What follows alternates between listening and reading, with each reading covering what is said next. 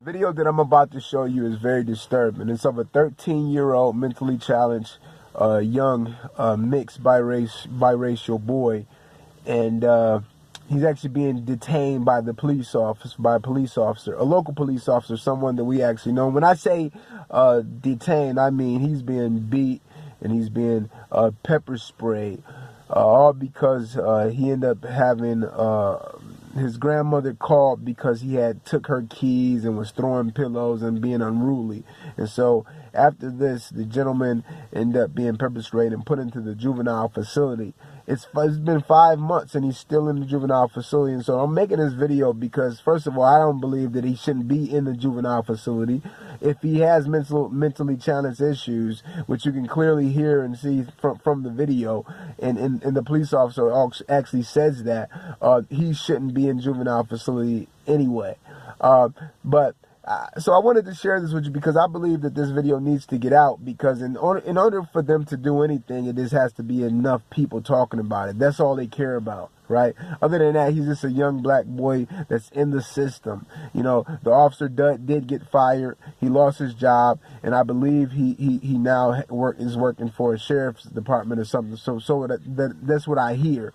And I don't know the officer personally, but I know his brother. I'm pretty decent with his brother. We have a decent relationship. You know, we grew up together, and he's always been a decent person, and the cop, you know, for all I know, has been a decent person as well. So I don't even know where this all came from. You know, what makes these police officers get this power and feel like they can start abusing it and doing these kind of things? It makes no sense. So I want to show you the video, and then I'm going to come back and I'm going to talk about a few things that I took from it. Tonight, a Defender's exclusive of violent video from a police officer's body cam. In fact, it's a police run gone bad involving a 13-year-old boy handcuffed in the back seat of a police car. It happened in Albion, a city most of us really know for its college university, but tonight is getting attention for the actions of one of its police officers. Local 4 Defender Kevin Dietz begins his investigation tonight. We do want to warn you, though, the video you're about to see is disturbing. What you're about to see is extremely difficult, but important to watch. The video shows a 13-year-old teenager with mental health issues being punched and pepper sprayed by a police officer. The 13-year-old is handcuffed with his hands behind his back when the officer starts swinging. Get in the car. Somebody help! A terrifying sound. Please! Get your feet. I need to eat dinner! A teenager's fearful screams. Sit down. Davion, I'm not playing with you. Get in the car. And desperate pleas for help. Let me go!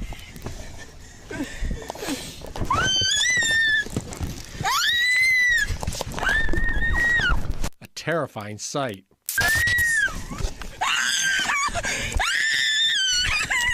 Fists pummeling a 13-year-old. Get in the car. Get in the car. The punches coming from a police officer. Davion, get your feet in the car. You're not staying out. The recipient of the blows, a 13-year-old with mental health issues. A 13-year-old with his hands handcuffed behind his back. Close the door. A terrifying sight. In the car. Get in the car. 7 blows captured on camera. Full swings while Davion's hands are handcuffed behind his back. When the punches don't work, the officer turns to pepper spray. Davion, get your feet in the car. You're not staying out. Get your feet in the car. Stop spitting on me. Okay. 13-year-old Davion Cieslak is black. The Albion police officer is white. You guys do this to all the black people. It's not fair. By all accounts, the police run ended badly. But there's so much more to the story. A story about police having to go on more and more medical mental health runs. About police interacting with patients, not criminals. This call started with Grandma calling 911. Her grandson was being unruly, hiding her car keys, throwing pillows, and he had a pen in his hand. Police handcuffed him and put him in the squad car. Come on, man. We got at least help me split these handcuffs around. No. Handcuffs stay in the back. No, not down there like that twisted. And that's the way they're supposed to be, with your palms out. Everything was pretty much under control. Come on, man. Please, officer. Bud, my hands are tied right now. I got to go with what the law tells me I got to do. The officer had been to the house many times. But dude, listen, man. Davion, we talked how long today? Twice? He and Davion know each other by name. Davion, let's stop making excuses. We got to pay for our consequences now. Can I go to the hospital? No. On camera, the officer says he's aware of Davion's mental health issues. You know, I've known him for the 4.5 years that I've worked here. I've dealt with him. This is the second time I've had to arrest him for his behavior. And I don't think a lot, like last night, I saw a lot of mental illness. Police dealing with mental health patients is always challenging, often unpredictable. In this case, it escalates as the officer and social worker debate the next move for more than 15 minutes. Oh, I want to say goodbye to her. I ain't eat dinner yet. Please help me. When Davion hits the point of no return, police prepare to take him to juvenile detention. Give me one more chance. I'll do anything. I'll even clean up. I'll even clean up the police cars for you guys. Let's do anything. I'll do anything. Just please. We're beyond that, Davion, so you're going over there tonight, okay? No. Davion is unhappy and starts banging his head against the window. When the officer opens the door to stop him, all hell breaks loose. Stop banging. All right? You're not getting out. I have to. Please help. Get in the car. No. Davion refusing to put his feet back inside the car. Police insisting that he does. You're going to get hurt if you don't help stop. me. Help me. Get in the car. Somebody help. Davion, Get in the car. Please. Get your feet. I need to eat dinner. Get your feet in the car and stop kicking me. No. All right? Davion kicking and spitting. Stop spitting on me. I'm a pepper spray. Okay. 57, we could use you up here. Backup is called, but by the time they arrive, the fight is over. Officer Collins getting the better of the handcuffed 13-year-old. Get in the car. A terrifying sight. Get in the car. Get in the car. Only one person in this video was charged with a crime, the 13-year-old teenager. Davion Cieslak was charged with resisting and obstruction and has been in juvenile lockup since the night of the incident more than 5 months ago. The police officer throwing the punches was fired. My thoughts. Albion, where we live, is a small town. About 8,000 people. We call it a melting pot. I mean, we got blacks, whites, Hispanics, some Asians. We got some of everybody living under one city, one umbrella. We call it a melting pot.